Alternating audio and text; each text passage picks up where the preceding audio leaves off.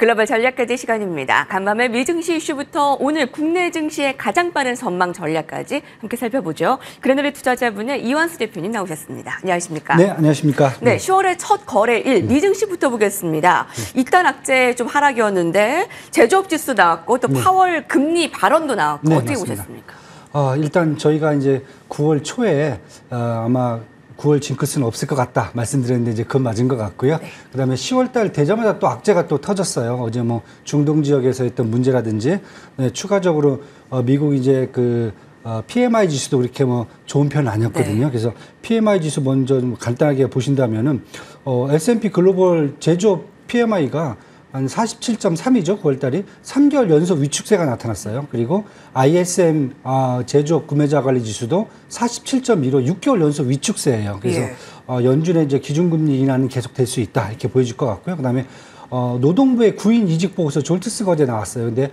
8월 달이 804만 건입니다. 그래서 이 정도면은 지금 시장 전망치하고 그다음에 7월 달에 767만 건을 훨씬 더 상회를 했거든요. 그래서 아마 이 노동시장에도 생각보다 좀 강세로 가고 있다라고 그러면 연준의 기준금리 인하는 50bp보다는 아마 25bp가 될 가능성이 크다.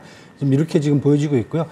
그거보다는 사실 어제 이제 중동 지역의 리스크가 결국 시장을 좀 짓누른 그런 모습이었기 때문에 이 중동 지역 리스크는 저희가 항상 말씀드리지만 항상 안고 가야 되는 리스크거든요. 네, 그렇기 때문에 아마 10월에도 첫날에는 이런 좀 리스크가 좀 악재가 좀 터지긴 했지만은 충분히 10월 내에 저희가 봤을 때는 컨트롤 가능한 악재이기 때문에 아마 10월 달도 좀 기대감을 갖고 가시는 게 어떻겠나 이렇게 지금 보여집니다.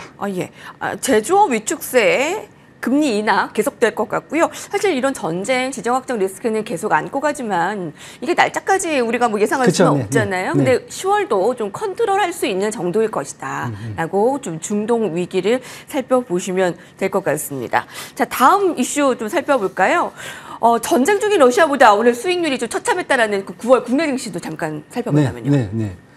국내 증시 같은 경우도 사실 지금 일단 뭐 하루 어제 쉬었기 때문에 조금 이제 그 부분 이제 포함이 안 됐지만은 국내 증시 같은 경우는 사실 9월 달에 저희가 이제 미국 증시에 영향을 받는다 또는 추가적으로 중국 증시에 영향을 받아갖고 양쪽 다 지금 그 G2가 지금 통화 완화 정책으로 지금 움직였거든요. 그런 측면에서 본다면 사실 매크로 환경 측면에서는 되게 좀 강세가 갈 수가 있었는데 그거보다는 일단 원화 강세라는 측면 첫 번째가요. 두 번째가 추가적으로 지금 글로벌 수급이 이머징 마켓에 특히 이제 한국보다는 중국 쪽으로 더 많이 움직였기 때문에 그런 부분들이 사실 반영이 안 됐다고 좀 보여지거든요. 그래서 저는 아마 시장이 10월 달에 시간이 갈수록 요 두 개 부분은 아마 점진적으로 영향을 미칠 수가 있기 때문에 국내 같은 경우는 9월 달에는 조금 악재가 좀 영향이 좀 미쳤지만은 10월 달에는 반대로 G2의 통화 완화 정책이라는 호재가 조금 더 긍정적으로 미치지 않을까 이렇게 지금 보여집니다. 지금. 네, 뭐 다행입니다. 근데 3분기에 좀 분석을 해보니까 업종별로 테슬라를 중심으로 한 2차 전지가 좀 괜찮았습니다. 사실 상반기에 테슬라의 부진을 딛고 이제 하반기에 어떻게 했느냐가 굉장히 궁금한데 오늘 밤에 앞서 살펴봤듯이 이제 실적 나오고요. 인도량 발표 나오고 난 이후에 국내의 또 2차 전지주까지 같이 함께 살펴주신다면요. 네. 일단은 다들 이제 테슬라가 이제 살아나는 게 아니냐 이런 생각을 많이 하시는데 조심조심하는 조심스러워요 사실. 왜냐하면 바클레이즈가 테슬라의 3분기 인도량을 47만 대로 전망을 했거든요. 이 정도면 사실 전년에 비해서 전년 같은 분기에 비해서 한 8%가 증가된 거고요. 그다음에 전분기에 대비해서도 이제 4%가 증가한 수치예요. 그런데 지금 본다면은 뭐 중국이 이제 판매량이 한 20만 대로 역대 최고치를 기록했을 것으로 지적하면서 그 요인으로 지금 얘기를 하고 있거든요. 하지만 이제 시장에서 지금 보는 것은 뭐냐면은 2024년 전반기에 글로벌 전기차 시장은 715만 대로 전년 대비해서 20%가 성장을 했거든요. 그에 비해서 테슬라는 38만 대로 전년 대비해서 6.6%가 감소가 됐어요. 그렇다고 보고 그럼 2023년도에 180만 대를 팔았는데 테슬라가 그러면 올해 하반기까지 다 해서 2023년도에 이러한 물량을 다 넘을 수 있을지 이게 지금 가장 큰 것 같고요. 두 번째는 10월 10일에 이제 로보택시 공개가 이제 되는데 이게 과연 이제 판매량을 증가시킬 수 요인은 작용할 수 있을 것인가. 왜냐하면 이미 뭐 구글이 웨이모라든지 아니면 차이나 중국 같은 경우에는 이미 유럽 같은 경우 이미 로보택시가 운영이 되고 있거든요. 그래서 약간 후발주자 느낌으로 되고 있다라는 그런 이제 분석까지 되고 있으면서 결국은 지금 시장에서 얘기하는 것은 펀더멘탈이 계산된 것이 아니라 이번에 생각보다는 나쁘지 않다는 기대감이거든요. 그래서 지금 뭐 파이퍼 샌들러도 한 $310, 그다음에 도이치뱅크도 한 $295, 그다음에 모건 스탠리가 $310를 상향 조정을 하지 않고 그냥 그대로 유지하고 있거든요. 목표 주가를. 그래서 저는 아마 이제 요게 이제 오늘 발표가 되고 나면은 아마 이미 시장에 좀 선반영된 것을 좀 생각을 하셔야 되지 않겠냐 이렇게 지금 보여지고요. 네. 2차 전지 관련돼 갖고서는 저희들이 테슬라 시적과 이제 항상 저희가 2차 전지 생각하시는데 테슬라는 사실 이제 한번 간접적인 영향이고요.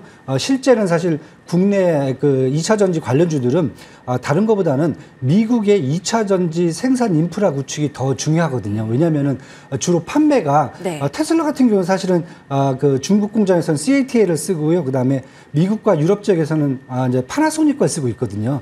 그러다가 보니까 이제 GM이라든지 포드 그다음에 아니면은 리비안 같은 미국 내 아마 이제 그 전기차 회사들의 그 생산 라인 확대가 사실 더 중요하거든요. 그래서 저는 이런 측면에서 본다면 최근에 보시면은 뭐 LG 엔솔하고 이제 SK온이 미국 내 공장이 올해 말하고 내년 말까지 이제 가동에 들어갈 예정이고요. 그다음에 네. 삼성 SDI 같은 경우도 지금 미국 공장 설립 추진으로 지금 이제 정책을 바꿨고요. 그다음에 현대차라든지 현대차와 GM의 어떤 전기차 생산 협력이 시작됐고 포드의 뭐 소형 전기차 생산 라인 증설. 그러니까 전반적으로 보면 지금 미국 내에서 전기차 생산 라인, 생산 인프라가 지금 구축이 가시화되고 있다는 점이죠. 네. 저는 그걸 더 크게 봅니다. 그래서 시장에서는 유럽 쪽이라든지 아니면 중국 전기차가 미국의 뭐 관세 때문에 못 들어가니까 수혜를 받을 수 있다. 그런데 중국 전기차를 미국에 들어간 적이 거의 없습니다. 그런 거 본다면은 제가 봤을 때는 그거보다는 과거에는 우리가 이제 희망 회로를 많이 돌렸거든요. 네. 이게 잘 될 것 같다. 그런데 지금은 그게 아니라 미국 시장 내에서 특히 우리 배터리를 많이 받아줄 수 있는 미국 시장 내에서 전기차 생산 라인 구축이라든지 아니면은 우리의 이제 어떤 배터리 공급 구축 이런 인프라가 구축되는 게 지금 가시화되고 있기 때문에 그 부분을 조금 더 보시면서 저는 이제 희망적으로 좀 보시는 게 좋지 않겠냐 이렇게 네. 지금 판단이 됩니다. 예. 사실 테슬라는 좀 선반영된 부분이 있고요. 자, 급등한 부분이 먼저 이뤄진 게 있고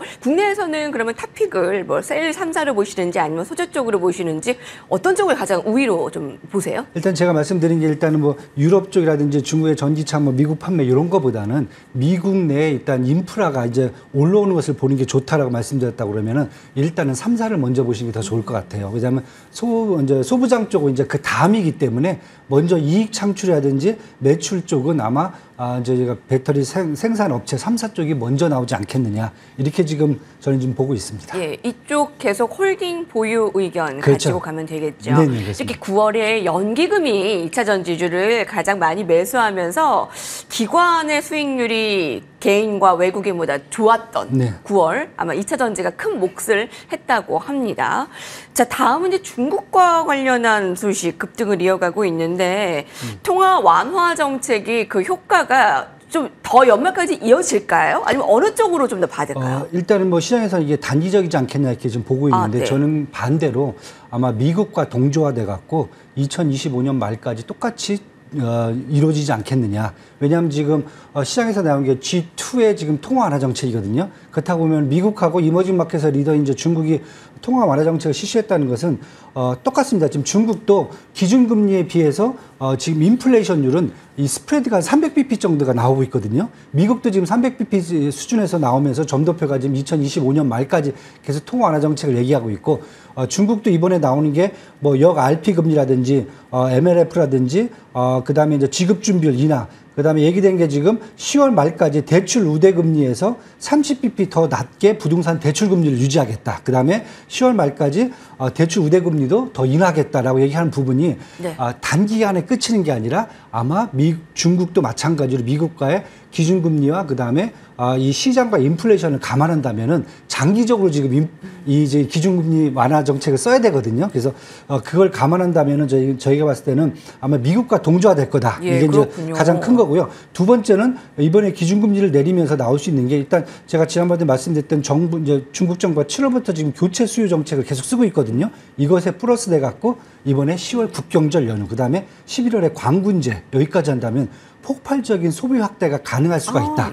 예, 이것까지 생각을 하신다면은 저는 이번에 이제 중국의 이러한 이 기준금리 인하가 단기간이 아니라 중장기적으로 본다면은 국내 영향은 더 클 수가 있다. 미국보다. 왜냐하면 저희가 수출해진 수입이 중국 의존도가 사실 더 크거든요. 이걸 감안한다면은 아마 중국의 이런 통화 완화 정책도 국내에 더 좋은 영향을 미칠 수 있겠지만은 지금 당장은 아까 말씀드렸듯이 달러 강세라든지 아니면은 수급이 일단 중국으로 먼저 가기 때문에 시간은 조금 필요할 것 같다. 예, 이렇게 좀 보셔야 될 것 같습니다. 관련해서 어떤 것 좀 가지고 갈까요? 일단 이제 간단하게 본다면 이제 경쟁력이 중국에 대해서 우위인 업종이 있어요. 저희가 반도체라든지 IT라든지 화장품 엔터 같은 경우는 계속 수혜가 이루어질 거다. 이게 보여지고요. 두 번째로 이제 중국이 이제 과잉 생산 때문에 글로벌 시장에서 이제 이것을 이제 저희가 대체를 할 수 있는 부분들, 기초화학이라든지 신재생 에너지라든지 2차 전지 업종은 이쪽에서 수혜를 보지 않겠느냐. 이렇게 지금 판단을 할 수 있을 것 같습니다. 시장에서 보는 중국의 단계적인 호재보다 좀 길게 보시는 거고요. 그리고 수혜 업종 확실히 보셨습니다. 그레너리 투자자문의 이완수 대표께서 함께 오셨습니다. 감사합니다. 네, 감사합니다.